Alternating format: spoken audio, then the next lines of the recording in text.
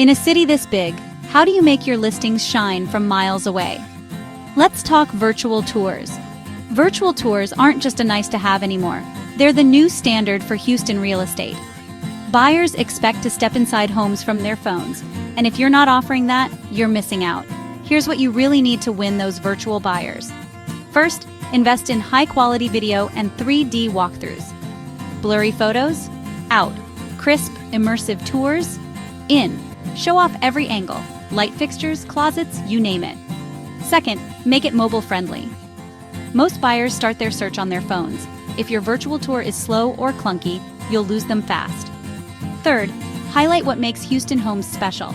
Think outdoor spaces, energy-efficient features, or those unique neighborhood vibes. This isn't just a tour, it's a lifestyle preview.